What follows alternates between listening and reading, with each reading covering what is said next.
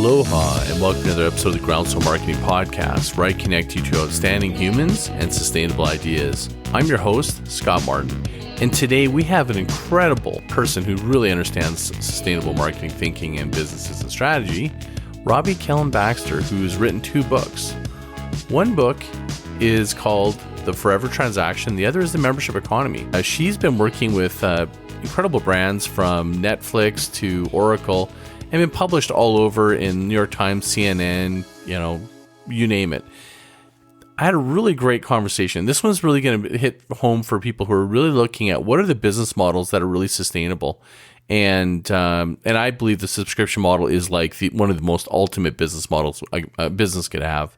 So we kind of do a deep dive in her process, her thinking, and shares a little bit of some insights from both those books in one podcast. So without further ado, let's paddle in.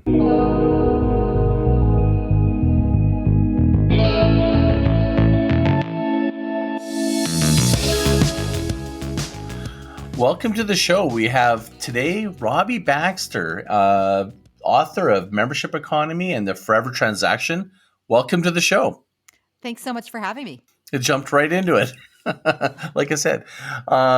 So I'm really excited about this. I'm not going to lie.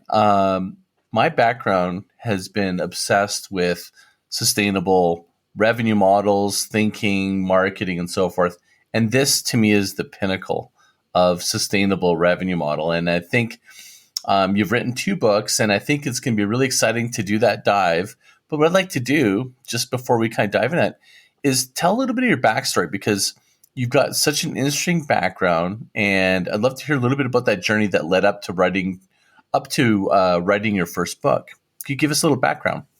Sure. I studied English in college. I studied poetry, and which prepared me for nothing and everything, and worked for the city of New York for a little bit, and then worked in strategy consulting, which I loved, which led me to business school because they said I needed it if I wanted to have a career as a strategy consultant. And when I came out of business school, I worked for about 5 years in product marketing, which was very good for kind of learning how things worked in a more practical way, more kind of on the ground, whereas strategy was always, what should this huge company do in the next 5 years? And then suddenly I was like, do we want the button to go here or do we want the button to go there? And about 5 years into that, I got laid off while I was on maternity leave with my second child. We now have 3 children. And I said, I have to be in control of my own career. And so I'm going to try consulting for a short period of time. And I did that. And originally I was just saying, if it's marketing or strategy or product and it pays the mortgage, I will do it. So I didn't have a very sophisticated consulting plan. But I soon learned that in order to really thrive as a consultant, you really needed an area of expertise. And so I was looking around and thinking to myself all the time, what's the thing that I can go really deep on that is going to be narrow enough that I can be a credible expert, but also broad enough that there's some meat there that I can, have plenty of work and continue to learn and grow. And I think it was like my 5th client was Netflix. And I just... Sorry, did you say your 5th client? Yes. I think it was my 5th client. Pretty good start. Yeah. So I think it was great. It was, actually a classmate of mine from business school was in marketing there. And she said, we need somebody to step in and help with some issues relating to acquisition of new subscribers. Would you be interested? And I ended up staying I did a bunch of different projects over, a 2-year period. And I just fell in love with the model. I just thought, wow, this is it's so elegant. They focus on doing one thing really well, professionally created video content delivered with cost certainty in the most efficient way possible. And they have all of these really interesting metrics that they use that are different from any other company I've ever worked at. And the retention is ridiculous. People just stay and pay and love it and are engaged. And I I just fell in love with that business model. And as I was falling in love with it, Scott, everybody else was falling in love with it too. And I started, this is, by the way, 2002, 2003, kind of that time period. And Netflix was just establishing its U.S. footprint. So they had been on the East and the West Coast, and they were filling out the middle of the country. So this is quite a while ago. But people were noticing what Netflix was doing. And I started getting calls from people who said, we want to be the Netflix of our industry, of news, of software, of music, of bicycles, of dental pain management products. Everybody was talking about this new kind of approach, which actually wasn't totally new because subscriptions have been around forever. But I started digging in and really trying to understand which traits were shared among all of these organizations and which traits were unique to each particular business. And I said, this is it. This is where I'm going to focus, I'm going to focus on membership and subscription business models. And in the research of your book or your journey, did you look back, like looking at, I was trying to think what it's called. Like, do you remember the record club, like 99 cents and you get stuff like that? Like Columbia House. Yeah. Yeah. Yeah. Tell me a little bit about like that whole journey of the research that went into the book. Like what were the different companies that you identified, or was it just ones that you've been working with, and maybe a little more about that? So I started thinking about the book pretty soon after, probably maybe 2005. I worked with Netflix 2002, 2003. By 2005, I knew I could write a book. I had this idea. And I said, there's this massive transformation going on and nobody seems to see it. And this model is so powerful. And I started just asking myself, well, could this business benefit from it? What's the difference between software as a service and, consumer content subscription? What's the difference between a newspaper and an association membership? And I also, looked at historical subscriptions as well. I looked at gyms. I looked at country clubs. I looked at professional societies. I looked at nonprofits. I looked at of the month clubs. The big daddy of the month clubs, of course, is Book of the Month Club, which is just over 100 years old and launched the careers of many of the great American writers. So pretty big deal. And, I started putting together like, what are the best practices? What are the worst practices? And when I wrote The Membership Economy, it was really to show people, hey, this is a massive trend. It could probably work for your organization. And here's why you might want to try it. Better, recurring revenue, predictable cash flow, better valuations, better customer data, closer to the customer, deeper relationships, ability to predict new features and define where the market is going. And that's really what I was trying to do with that book, was to just say, this is a big trend. You can do it too. Here's why. Here's a bunch of examples. So you've scoured all the different models. What's the definition then of a membership? Like, so someone's listening going, well, is there some things that seem like a membership, but they're not? Like, I'm just kind of curious what the definitive definition is. Well, so this is Robbie's definitive definition. So, okay. So a subscription. Well, you're the expert. Of course, I am the expert, and these are my definitions. So a subscription is a pricing decision. It is a tactic. It is not a strategy. I can sell you value as a subscription. I can also sell it to you as ownership. I can also sell time. There's lots of different ways to package value. My expertise, you can get it in a book. You can hire me as a coach. You can have me come in and do a big consulting project. I could create video content like I've done for LinkedIn. There's a lot of different ways to package the value, one of which is through a subscription. Membership is about the mindset that enables an ongoing, trusted relationship, a forever transaction. So in my way of thinking about it, an organization like Apple, where until recently they didn't have any subscription pricing, they've gotten into it in a big way in the last couple of years, but for a long time, they were mostly about the hardware. But the mindset that they had, the long-term commitment they had to each customer, impacted the way they designed their products and the way they supported them. So a lot of people, if you ask them, why do you have all Apple products? They say, well, I'm an Apple person. All the products just work together and I know that they'll take care of me and they're committed to helping me achieve my goals with technology. So you don't really need a subscription to have a membership mindset. And there are many subscriptions like you brought up the BMG and Columbia House music, 13 for $1 groups or 13 for a penny. I don't know that they had a member mindset. I think that they made a lot of money, not on the long-term relationship, but on, locking somebody in and making it hard for them to cancel. So that's a subscription really without a member mindset. That, I like that distinction because to me, I think a lot of people call loyalty programs when I really see them as incentive programs. Yeah. You're not really loyal to the company. You're just incentivized because of some sort of, point-based incentive that to me doesn't strike me as loyalty. Loyalty is, I can call when I was like in, living on my own when I was younger, as loyalty was my buddy would come, my loyal friend would come and help me move. And an incentivized friend would be someone I have to bring a case of beer or something for get me to move. So right. I saw that as being different.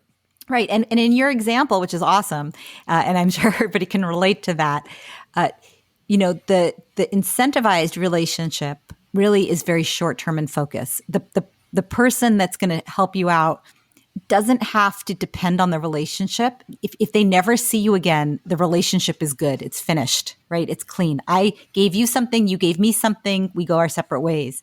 Your friend that came by and helped you without, charging you anything, that friend is probably, I'm sure that maybe he's not that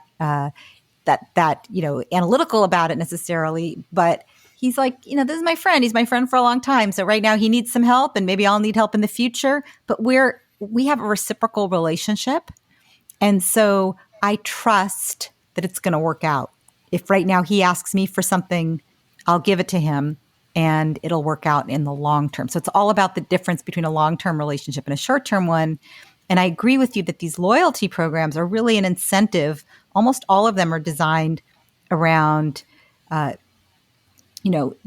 depth and breadth, sort of driving frequency and depth of purchase. It's how much you spend and how often you spend is really what they're rewarding. It's not real, and it's a transaction. It's not really about the relationship.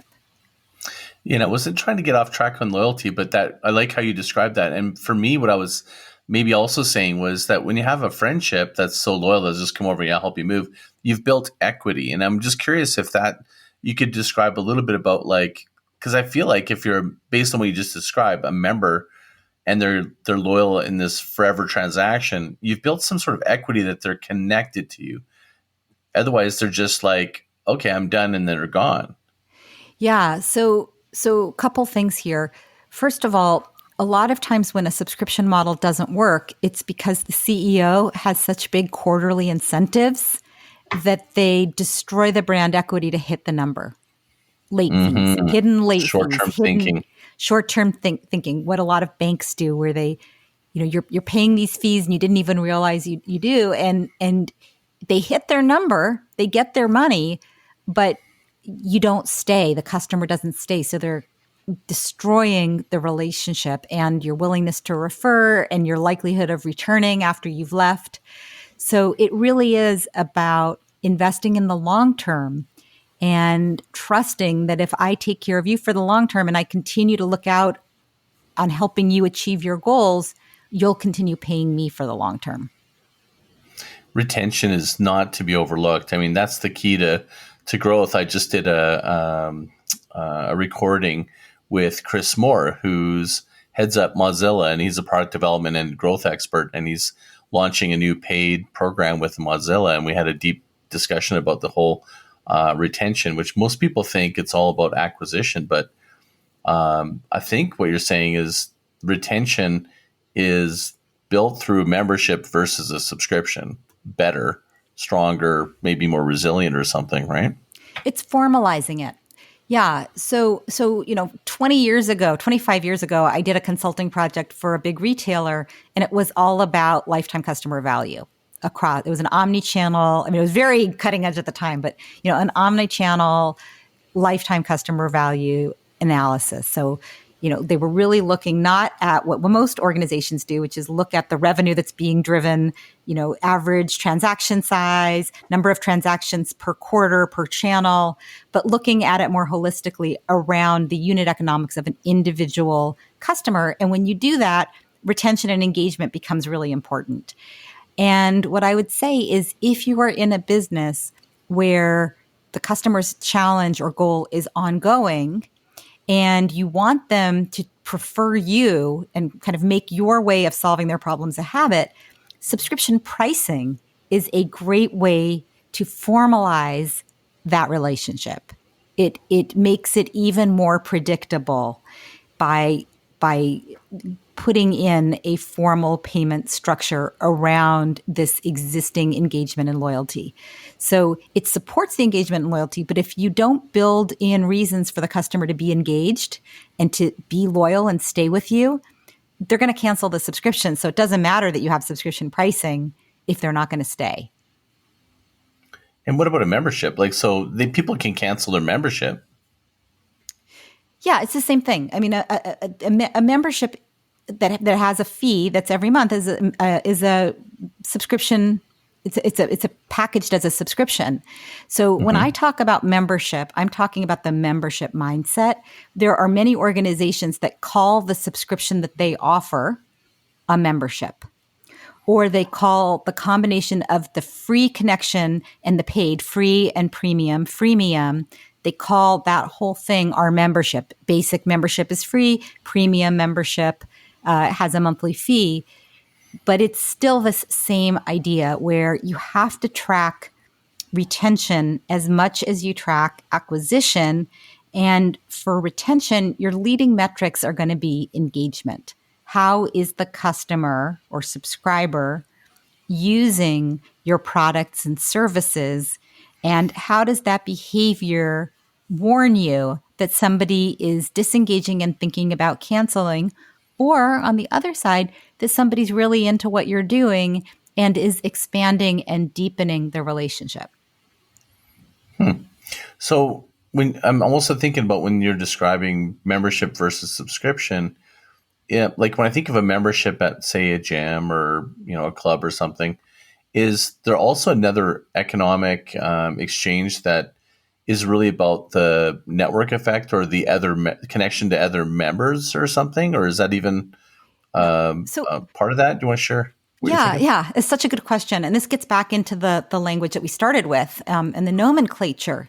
And I really struggled with this when I was writing, especially when I was writing my first book, The Membership Economy.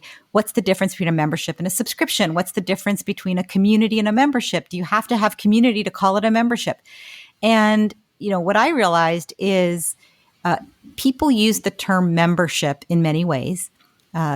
The way that it works for me that is helpful and useful and consistent is that it's about the mindset. It's about saying that when the person comes and does business with me, I treat them like a member. I treat them like they belong and like they're going to be around for a long time, much like a member of your family, right? You can't take advantage of a member of your family because they're going to show up again at the next holiday party and you're not going to be able to get rid of them. So if you know there's going to be another meeting, you treat them differently. If you want there to be another meeting, you treat them differently. With community is a feature that you can use in a membership, in a subscription, that adds another layer of value. So for example, I'm a member of AAA for my insurance and my roadside service, but I don't know other people. And most people, I think most of my friends are also members of AAA. We all enjoy driving our cars. We all go on vacations, but we don't have a community through AAA. Even though AAA calls us members, they structure this as a membership, but it's subscription pricing in return for particular services and assurances that is really at the heart of the relationship. It has nothing to do with community. I don't know who else is a member of AAA, and I don't have any status among my peers because I've been a member of AAA for 20 years.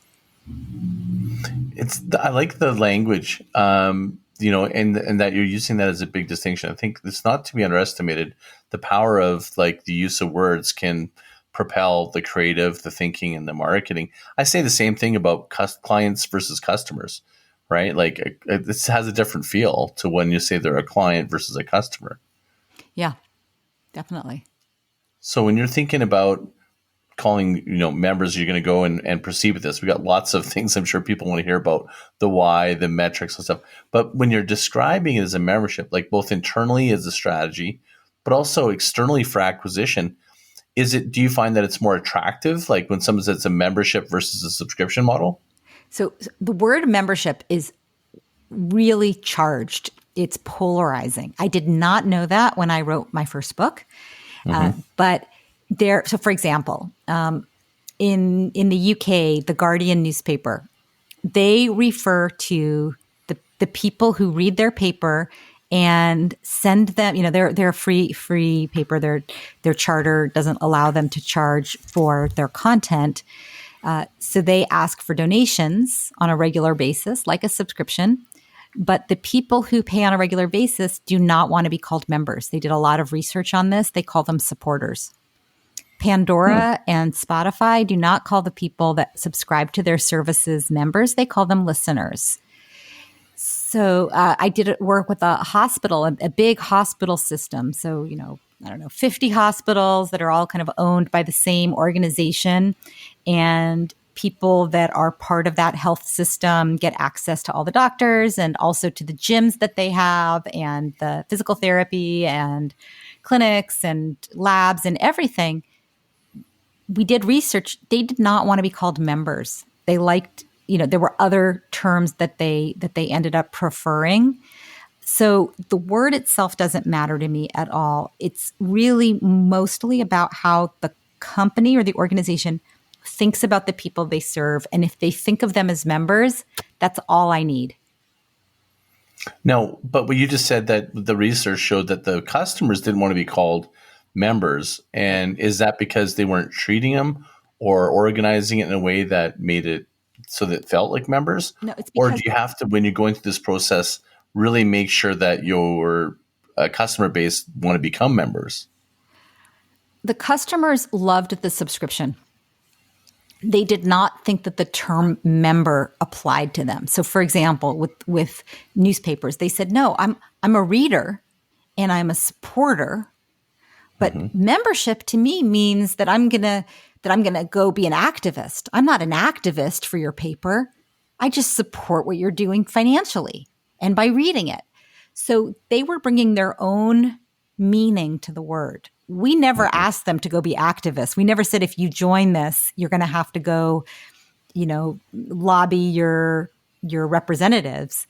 But that was how they thought. So that's why I'm saying the word is charged. In the world of associations, are you a member of the association if you're a member of the professional group? Are you a member of the association if you go every year to the conference, but you don't pay for the, $400 membership product that gives you access to 3 training programs a year? It becomes kind of a confusing thing for a lot of organizations. So if someone's listening and they go, "Well, hey, we're going to just call our customers members now. I get it." Is that enough? No. What is enough is if the company commits to adopting a member mindset where they think about the long-term value that they're providing to their members, their forever promise. So let's say I'm a nail salon, right? The reason that people go to a nail salon is not because they want to get a manicure. It's because they want their hands to look well-groomed. And for many of us, if you could take a pill and achieve that same goal, we'd do that. And if the pills cost $100 a month, we'd take a pill every month. It's because that's the outcome we want. That's the goal we have. And there's nothing worse than walking out of a nail salon after you've had an hour-long manicure and forked out $35 and you chip a nail because you have to go back in and get a whole, do you want to go back in and pay again? What would be nice is if they said, we're always going to keep your nails looking nice. We're going to figure out the best ways to do that. And you pay a fixed fee every month and you can come in as often as you need to. If you break a nail, just come in. We won't charge you because you're a member. It's that mindset.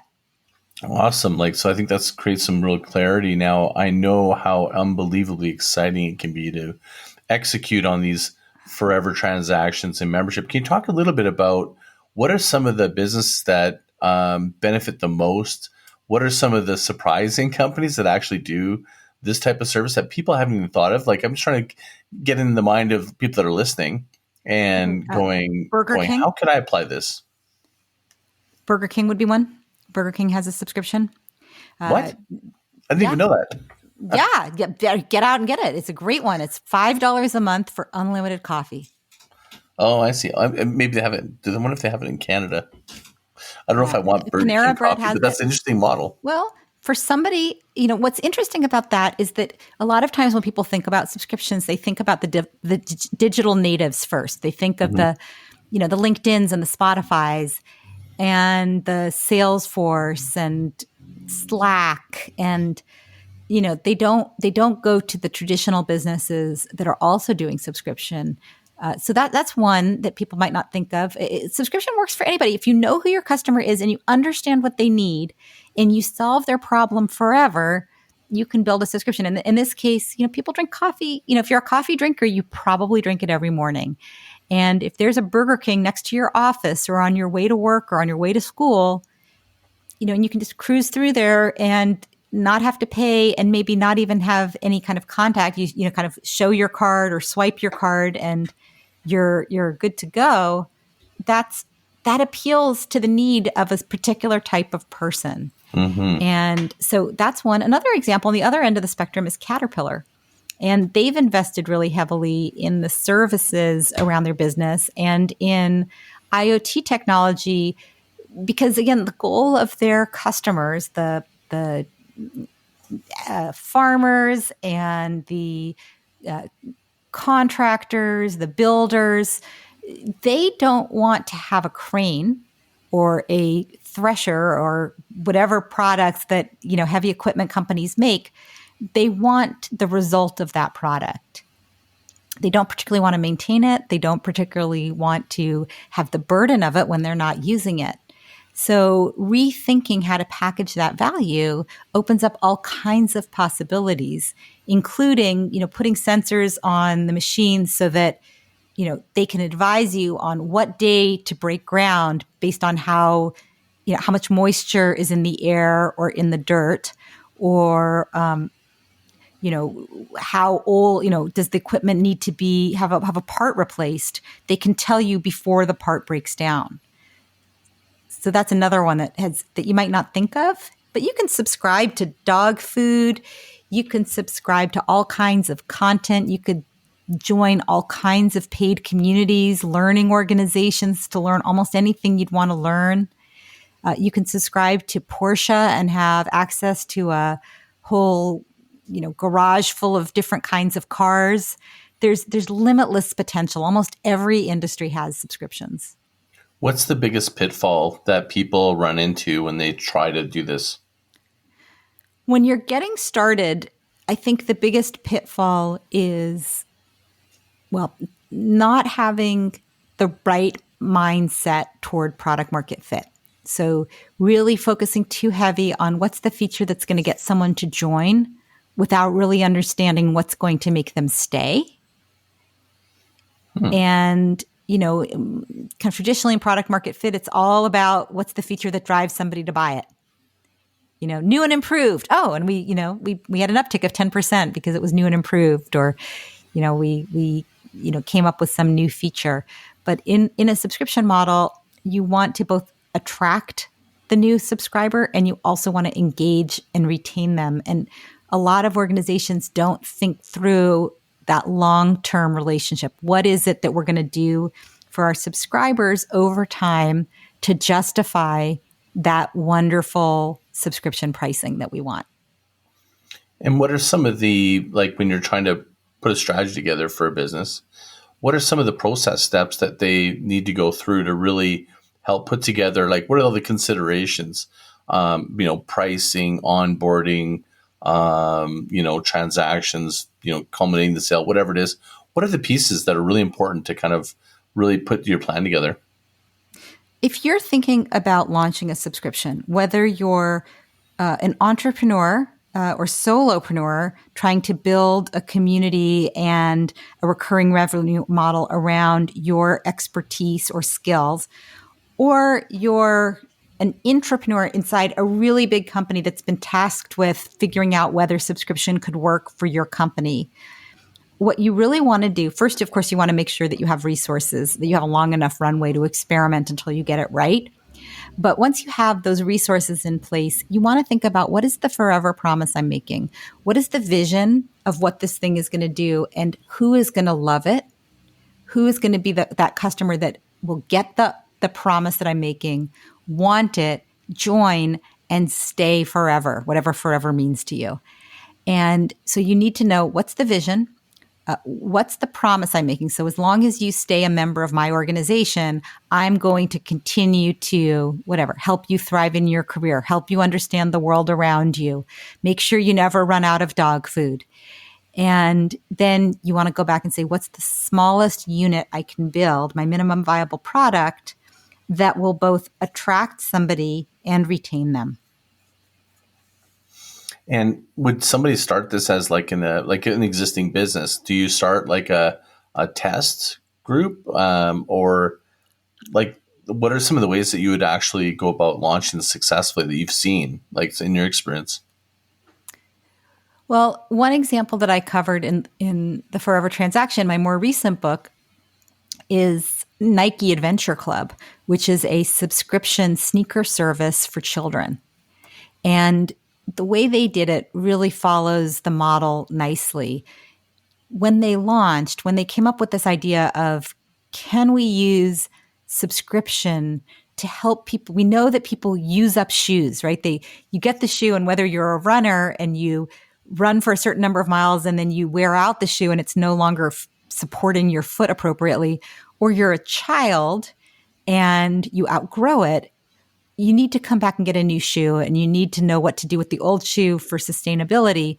So they wanted to experiment with that. And at first they looked at the runners, but then the runners said, actually, the bigger problem's with my kids because they grow out of these shoes so fast. So they created a subscription service for sneakers off in the corner in their innovation lab. So they didn't have to deal with the bureaucracy and the benchmark metrics that were required in the rest of the company. They were treated like an entrepreneurial endeavor. They didn't use the name Nike. They just worked on this model off in the corner, which gave them the freedom to really behave like entrepreneurs. Once they got the product market fit right, they experimented several times with different models, different price points, different benefits, until they started seeing some consistency. They saw that they were getting traction, that people wanted to sign up. And once they signed up, that they stayed, that retention was very high. And then they moved closer into kind of core Nike stuff. So they changed their name from Easy Kicks to the Nike Adventure Club. So with Nike in the name. And they went more broadly. So they started to scale within the organization. And so that would be the second step, is to scale in the organization, start thinking, what are the cultural implications of having subscription pricing? How do you build a member mindset within the organization? And then the last phase would be, once a subscription is really successful, how do you maintain your leadership position without getting too focused on today's members at the expense of attracting tomorrow's members? So when you're doing those tests, like you mentioned, Nike, they changed the name. They were doing it under a different brand name. Was that to sort of like do it under the cloak of testing and not put their brand out the front? Or like, what's your thoughts on that? This is me talking, not Nike. So, what do I think? I think that when you have a big brand, there's a lot of risk when you bring out something that's really different and you only bring it out to a few markets. You don't know if it's going to work, and it might confuse the market if it's too different from what you're known for and what your brand stands for. So many organizations, when they're innovating, they want to do it. It's not like it was a secret. It was very easy to figure. I found the when I was writing my book, I found Easy Kicks. I didn't know it was part of Nike, but I loved the model. And then I reached out to them, and then I found out. I asked the person who runs it. His LinkedIn profile says that he worked at Nike for so many years, and then he was running this Easy Kicks. And I said, "Oh, did you get a lot of these ideas from Nike?" And he said, "I work at Nike." And I hadn't quite put that together, but it gives somebody so it wasn't a secret, but it gives them a little more freedom to, when you have a big brand, turning the ship is hard work. So it makes sense sometimes to send out a little speedboat to see where you're going before you launch all the engines that it's going to take to move the whole ship. I love testing, and I think that's really smart. My one thought, though, is so it works. And how do you migrate people back to just rebrand to those existing members? Or how do you shift that? If you got one test that didn't work and then you kill it and you try, I kind of wonder about the fatigue or on one hand, which is the subscriber, the members, and possibly disruption because you're changing the brand name after the test was successful. And on the other hand, so I'm giving you two things to sort of maybe talk to, is the internal, which is a lot of times I experience the lack of long-term thinking. And so treating it as a test, I love that. I wonder how many people stop at the test and didn't give it a chance. If they just tested a couple more times, they would have hit the mark. I'm curious about both of those impacts of testing. Yeah, it's such a good question. And it's funny because when I tell people now that I'm a subscription expert and I advise companies on their subscription models, it used to be that people would say, "Oh, that doesn't seem very relevant to me. I wouldn't use that." And now what a lot of them say, what a lot of business people say is, "Oh, we tried that. We tried subscription. We did it for 3 months. It didn't work." Right. And you and I know that there's any number of reasons why their experiment might not have worked. And it may be that subscription pricing is going to do wonderful things across their organization, but their initial test wasn't the right test. So what I always tell companies to do is you want to have your big vision. There's going to be this beautiful world where, everybody just has this, the shoes that they want to wear that fit them perfectly. And if they don't want them, they put them outside or they leave them in their closet and they magically disappear and the new pair appears and friction free and all of that. And then you go all the way back to, and what is the first right step and the second and the third? So you want to have a few steps. And what is each step going to measure and teach us? So, let's say that your first step, all you want to do is see, do people want this? Will people sign up for it? So you might do a fake front door, the kind of test. It's just a marketing test where all they see is the offer and you see if they click on the offer and you don't actually have the product ready yet, but at least you know that people are interested. And, so you might try that, and that might give you the confidence to take the next step, which is to build out the offer. If, though, you try the fake front door and it doesn't work and nobody clicks on it, you don't say, okay, subscription doesn't work for us. You say the fake front door offer wasn't compelling enough. What do we need to change to get through this first hurdle? So what I'm advocating for is knowing where you're trying to go, knowing a few of the first steps that you need to take to get there so that you keep up momentum. Because if you prove a point with your first experiment, you want to go right to the second experiment. You don't want to be stuck in inertia where you say, wow, that seemed to go pretty well, but we're not really sure if it was a success enough to go to the next step. You want to have really clear definitions of what allows you to move from one step to the next step. That's really interesting. And I'm curious, how do you know what worked or what didn't work? What are the elements? Sometimes you go, well, what was it that didn't work? With an ad, they do A/B splits, copy, image, all that stuff. So it's moving one, deductive reasoning. It's move one item and you know what it was. So I'm curious about this. How do you actually identify so you can move to the next experiment and learn from it? Well, you try to break it down so that you're not testing everything at once. I think that's the first thing. So with that fake front door, you might want to just test, Okay, so here's one step before the fake front door. Before I even start creating any tests, I want to see if I can pass the airplane test, which is whoever's most passionate and articulate about this vision. If they found themselves sitting next to somebody who fit as that best customer profile on an airplane, and they explained what they did, would that best member, that best prospect say, that's exactly what I want. Sign me up. I want to be your first customer. And do you have a high level of confidence that that person will be around in a year, that they'll be happy enough with your offer? And if you can't convince the exact right target person with 30 or 45 minutes to explain it, then you don't want to go to the next step. But you want to kind of start very small. What does the idea work? And then maybe the next question is, does the idea work in writing? And then the next question is, does the idea work in writing at this price point or at that price point? So you do it one at a time so that you know what you're testing for and you know if you passed or you didn't pass. That makes tons of sense. Now, I'm going to throw another one at you, which is, I think you probably can, identify with this, that nowadays in, so many different models where people have virtual communities, Facebook groups, email subscriptions.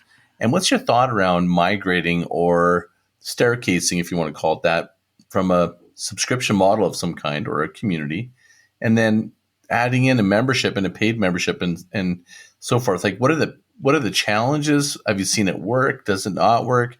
Is there a process or a way that you see that definitively just this doesn't work? Or, yeah, you can do it, but this is the things to consider. Because I think that there's a ton of people that are creating these sort of communities and pseudo free memberships, but they're trying to cross the chasm into a paid environment. Yeah. So if I'll try to break it down into a very specific case. If you have a Facebook page that is really active and vibrant, a community of like-minded people who are trying to achieve the same shared goal, or trying to solve the same ongoing shared challenge, right? This happens all the time, right? You create the community and then you say, okay, I'm moderating it. It's taking all my time. I know it's really valuable to people. I want to be paid for this. I want to monetize it. So there's a couple of things to think about. First of all, the great thing about other people's social platforms, the Facebooks, the LinkedIns, Instagram, TikTok, it's great. It's a great way to discover groups that you want to be part of. And it's a great way to be discovered. But you have very little control over the group because you're always at the mercy of the algorithm of the social platform. So what I would say is it's a great place to have people learn about you, but as soon as possible, you want to move them to your own community where you have more flexibility to provide them with other benefits and where you know that if you send them a message, they're actually going to see that message. So that's kind of the first step, is to move them to your own platform. Second layer of questions is around how do you monetize if they're used to getting it for free? So that's a huge hurdle.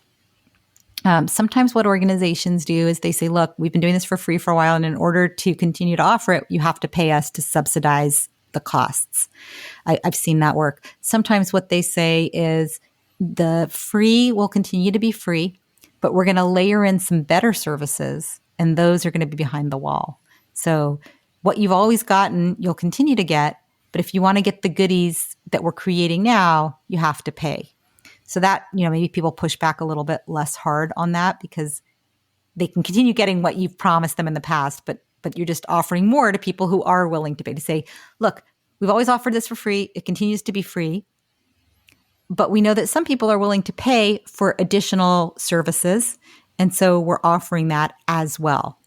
So I think that's how to think about it. One example of this is there was a community on Facebook that launched, I think, pretty soon after the election of the current president on Facebook, called "What Would Virginia Woolf Do?" And it was based on this idea, that Virginia Woolf wanted a room of one's own, independent woman of a certain age. If she had been living, she died young, but if she had been living, how would she be handling things? And particularly, how would she handle today's situation? So it's kind of a liberal a community of women over 40 to talk about things that you wouldn't be comfortable talking about on your Facebook page. So it ends up being relationships, health, conflicts.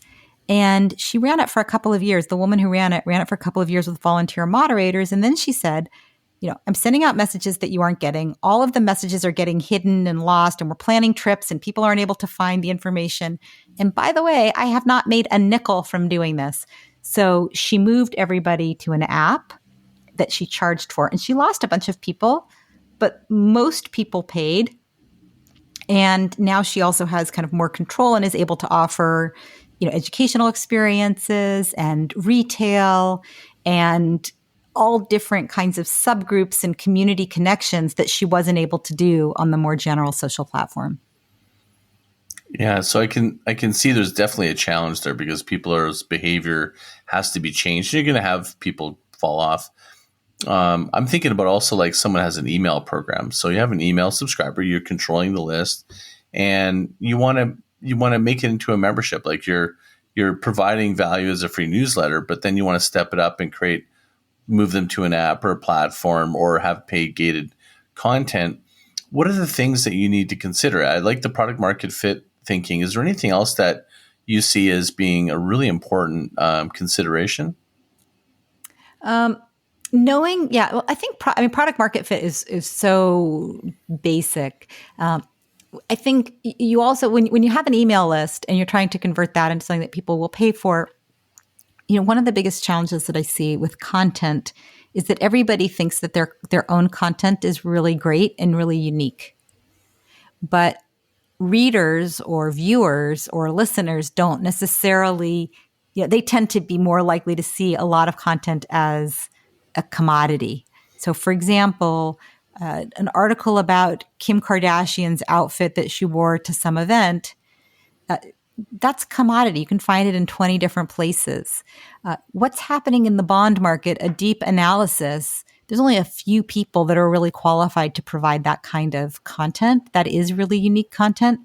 And so if you're giving away your content for free for an extended period of time through your emails, people might read it and there might be very high engagement, but they may not be willing to pay even 1 cent.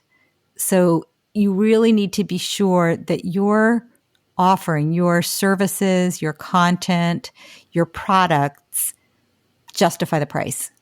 Mm-hmm. And I noticed this one really interesting insight over COVID was there was courses that were like $1,000 or $1,500, and then they just put them on sale for $49. And it just seemed to be a flood of market of what was gated, now discounted, and a lot of gated, now free content.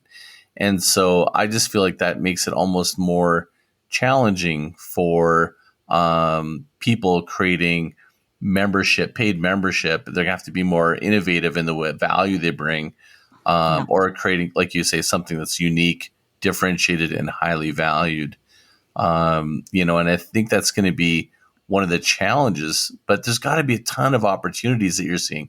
Where are the wide open spaces where people are just like, oh my gosh, you guys, this is where it's just going to be magical. Like, put some energy here. Do you have some thoughts on that? Like, where you see some big opportunities?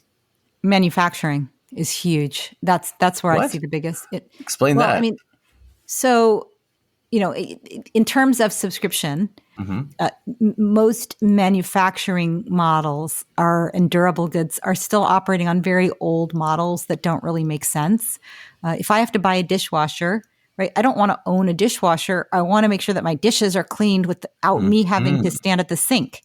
So offering services or updates to make sure that my dishwasher always works, or software to continue to improve my dishwasher, like the Tesla, where it just gets sent to my house, at night through an upgrade, that would be amazing. And using sensors to anticipate breakage, or to help me optimize how I'm using, expensive products so that I don't unwittingly destroy them because I'm not taking care of them properly.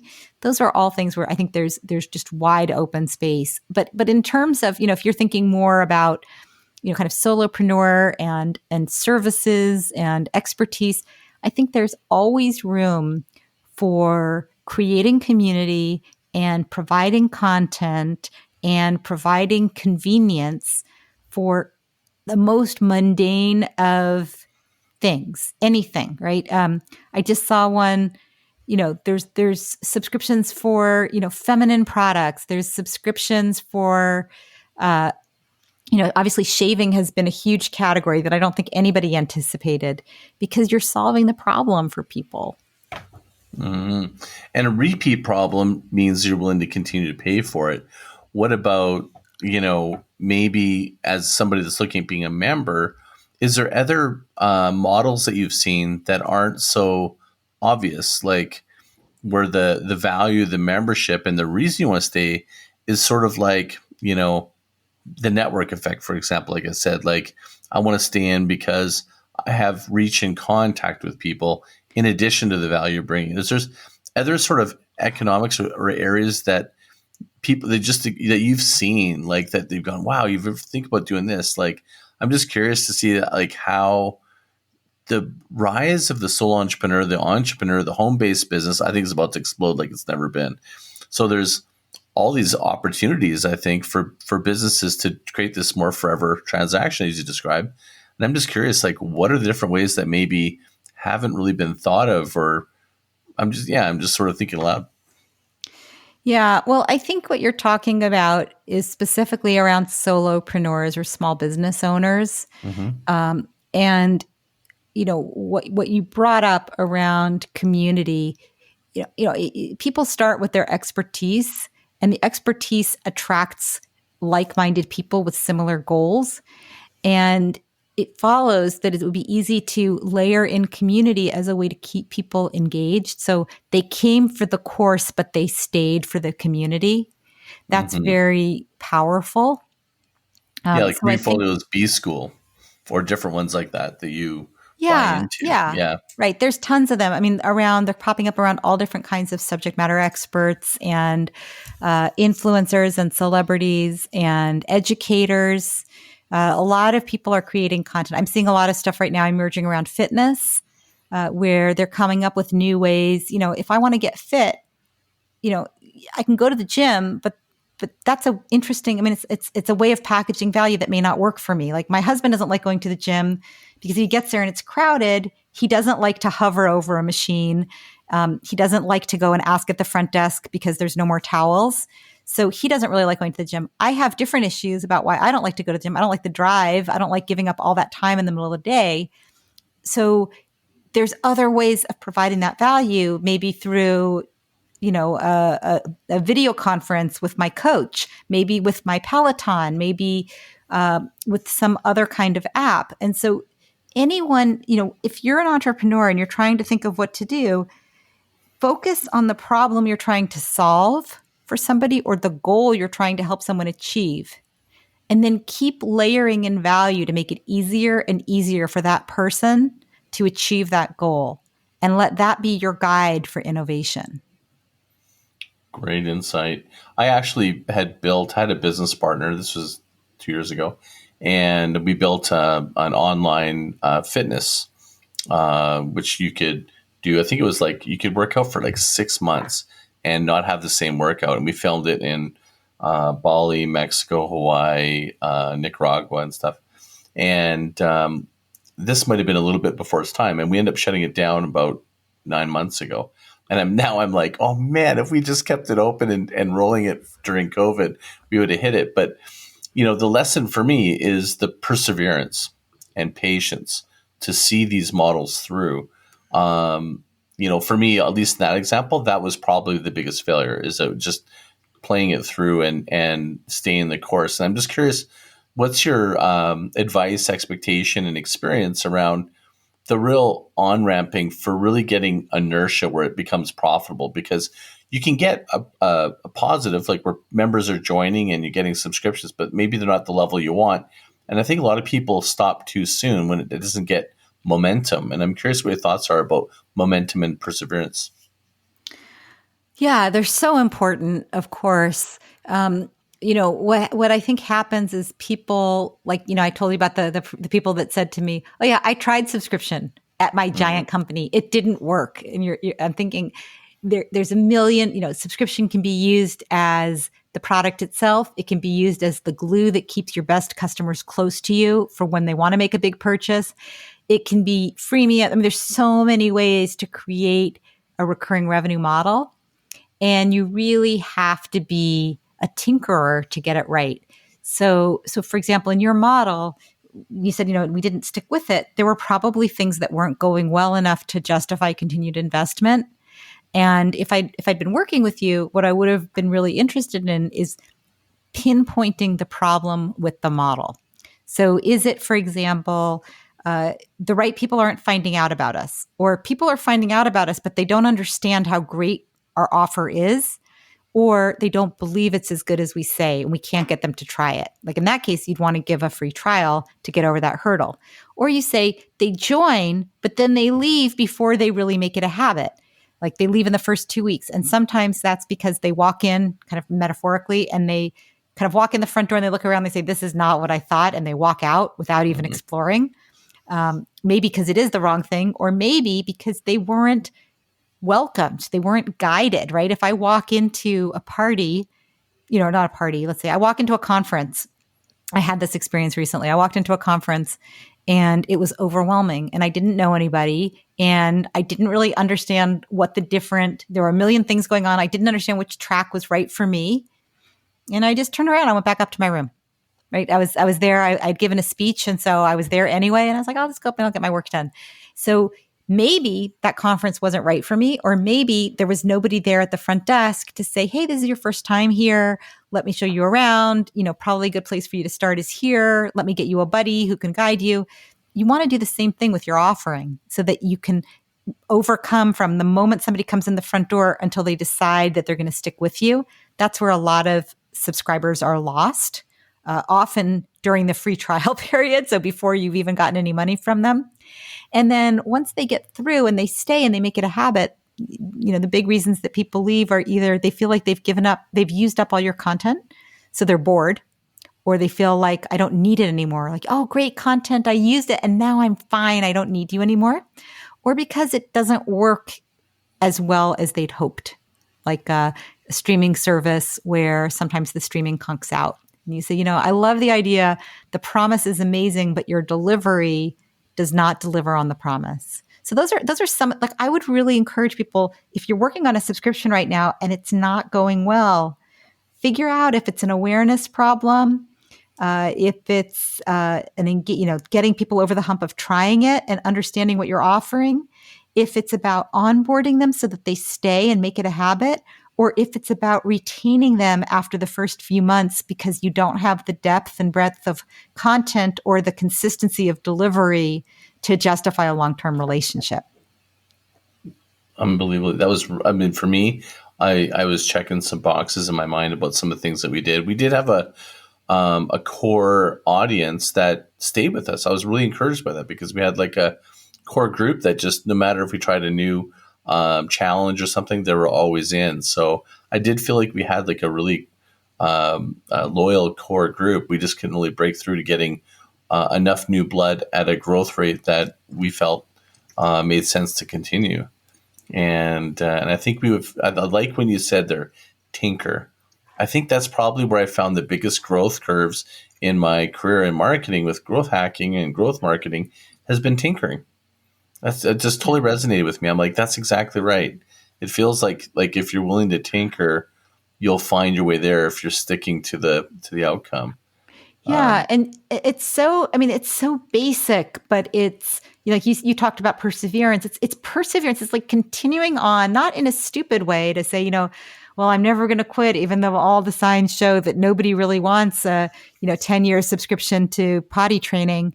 But you want to go back and look and say, okay, is the problem that people are coming and leaving? Is the problem that they're not coming at all? Is the problem that they're coming and staying for a while and really excited about it, and then they're less excited about it over time?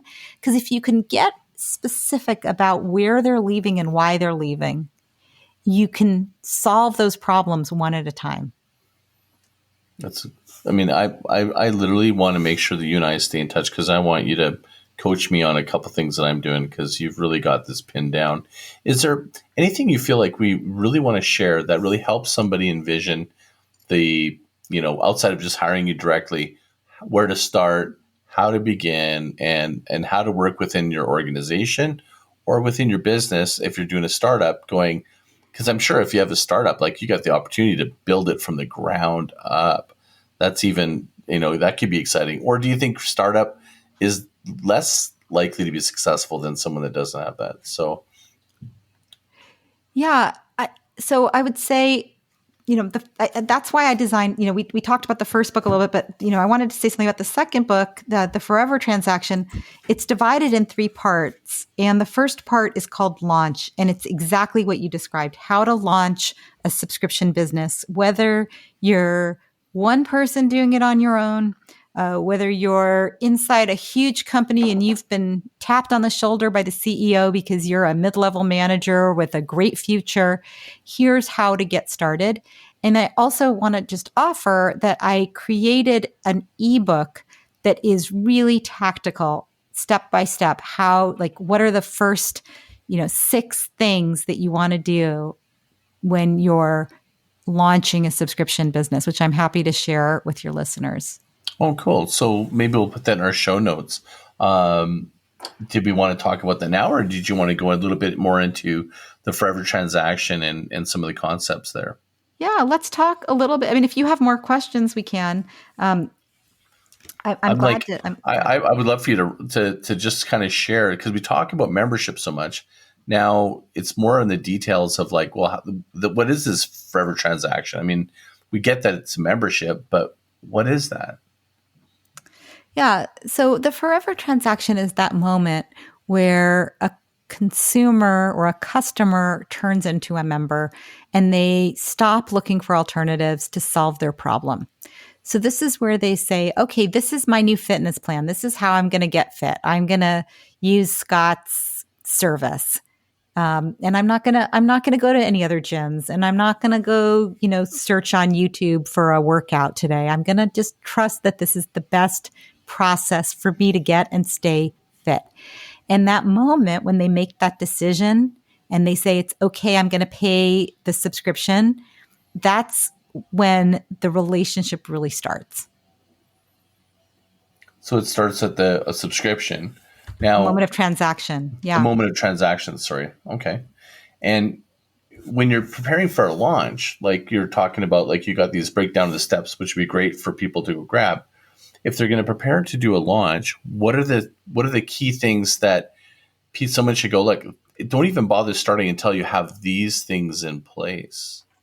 Yeah. Don't even start until you know who your best member is. You know what your vision is for this subscription business that you're building. And if you don't have that forever promise that's going to justify someone's engagement and loyalty, and know who you're making that promise to and what it is you're planning to do to solve that problem for them, don't start bundling together all the junk you have lying around into a subscription. That's what people do, right? They say, oh, I have a white paper and I have these 3 videos and I have a conference anyway. I'm just going to package it together for $99.99 and see if, do a really good funnel and see if some people sign up for my excellent ads. That might get people to sign up, but it's not going to get them to stay. Because once they try the offering, what they're going to say is, this isn't what they promised, or this isn't really that good, or I don't understand why these 4 articles, they'll invariably find the worst content you have, the oldest, most irrelevant piece of content that you have. So you might as well not include it, right? You really want to optimize your offering for that person and that challenge that you're helping them to achieve. I like that forever promise. That's a great way to frame it. Again, great use of nomenclature or language, because if you have a forever promise, what you're saying is, like, if whether you're a subscriber to newsletter or membership, I think you're implying that that's sort of like the North Star of the subscription, or yes, the commitment, I guess, maybe. Is that right? Yes, that's exactly right. Awesome. Well, I really appreciate the session. Like, it's been incredible. Like, I'm this is like one of the most amazing models for businesses. And I think a lot of people, I guess, get that, hey, I need a subscription, but maybe they don't really understand the real in-depth potential and impacts, like from whether you're a startup and you're trying to raise money. I think the subscription models, like say for investors stuff, is way more interesting, or for your business for managing cash flow. Like, what have you seen as the impacts of this? Like, I think this is one of the best models in the world for business. Yeah, you're not the only one. 5 years ago, like I said, I was having trouble convincing people. But, if you go to Wall Street, every investor is actually valuing subscription revenue at, 5 to 7x what they're valuing other kinds of revenue at. So it creates a much more valuable business if you're trying to sell your company or sell part of your company. You have predictable cash flow, as you pointed out, which makes it so much easier for an entrepreneur to plan. If you know that 90% of your customers are going to be around next year, it's so much easier to think about what you're going to invest in the business than if you're, kind of at the mercy of all kinds of other market trends. And when you have a subscription relationship with a customer, you see how they use your products and services. You see which things they're not interested in. You see what they care about, and you see where they're pushing the bounds of what you're offering and asking for more. And that gives you guidance for where to invest in terms of product features and functionality and services.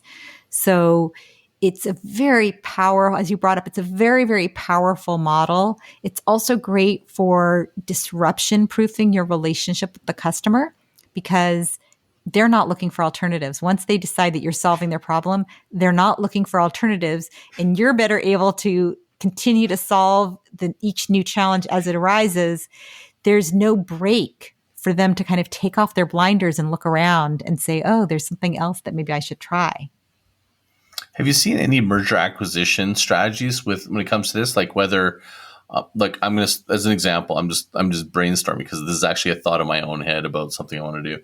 So there's someone that already has a loyal customer base of subscription, not a membership, a subscription, like a email subscription.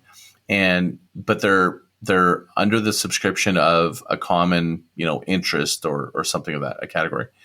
And you wanted to launch a membership program. You want to launch something that's a paid subscription membership program. Have you ever seen that work where someone in merger acquisitions, like they kind of piece this together instead of building it organically? Yeah. Well, so there's different examples in the book. I talk about acquisition as a way of turbocharging your transformation to subscription, and I gave examples like what Under Armour's done with their digital acquisitions, or, another example would be what, Dollar Shave Club was acquired by Unilever for $1 billion a couple of years ago as a way for Unilever to begin to generate subscription revenue as part of their strategy. So they're definitely at the, largest levels company. I mean, Microsoft bought LinkedIn, who had bought Linda, the learning system. So that's a whole lot of subscription being rolled up into Microsoft as part of their move to be a more relationship-oriented business. In terms of what you're talking about, I think what you're saying is, if I have an email newsletter that I send out to beekeepers, and you have an idea of a membership for beekeepers, where they come to a conference, they have a whole, set of learning videos, you provide coaching, you provide the products that they need to get started and to continue to grow their beehives. Should you buy that list? Is that what you're saying for more of a solopreneur? Yeah, I guess maybe, it's like buying lists. I'm a little bit leery of when you just say buy lists, but I was thinking about like buying the company that has the list, I guess. Yeah. Yeah. I mean, I think that can work. I'm trying to think if there's an example of that specifically that I know of, and nothing comes right to mind. Although I've seen professional services firms merge together because of the relationships they have, where they've realized, like, you're an advertising agency and we're a strategy consulting firm, and that's a tech firm, and we all are serving the same kind of customer from our own angle. And if we merge together, we can cross-sell and, more importantly, come up with a unified solution that really solves the problem on an ongoing basis that is much more powerful than the sum of its parts. I mean, I think that's the hope of every investment in an acquisition, but it doesn't usually work out. Yeah, I think that comes up because, like, Roland Fraser, who's well known for M&A, and he's talking right now about the ability to buy subscriptions, lists, and stuff like that. That's why I kind of came up on that. And I was just sort of thinking a little bit about you're going to lose people when you shift at any point in time in any marketing, branding, email list, or whatever it is. But I was just curious if that's someone that's looking at trying to get there as quick as possible to build up a model. But so that's, I guess, what I was asking. Is there anything else you want to share with us before we wrap up? No, I think we covered a huge range of things. We have. Like, I literally can't thank you enough for reaching out to me and being on the show. This, to me, I think for people looking at sustainable business, this is, to me, the just the most ideal business that affects a large business and a small business. And you've done such a good job with breaking it down, and your books, which I haven't been able to finish going through, but I've got through a good portion of both of them because I want to be able to, cross across both of them. Is where can people follow you, subscribe, or be members if you have that? Where can people follow you and get some of the information you want to share? They can find me on LinkedIn. They can find me at RobbieKellmanBaxter.com. That's probably the best place to find me. And I have a free membership lab for practitioners. That means you have to have a subscription business that you're running in order to be part of it. But you can, reach out to me if you're interested in being part of that as well. The best place is always RobbieKellmanBaxter.com. And I have goodies for people listening, RobbieKellmanBaxter.com/audience for some process visuals and a chapter of the book and some slides that might be helpful. Awesome. And that ebook, you'll send me and I'll add that in your show notes? Perfect. Awesome. Well, thank you so much for being on the show. I'm so grateful. Oh, it's been a real pleasure. Awesome. Well, thanks everyone for listening. This is another episode of the Groundswell Marketing Podcast. And as always, I'd love to hear your feedback. There's a mic right on groundswell.fm. You can speak right into it and send it to me and tell me what you think, what you want to hear more of, less of, and all those sort of things. So thanks again for listening. And until next time, mahalo.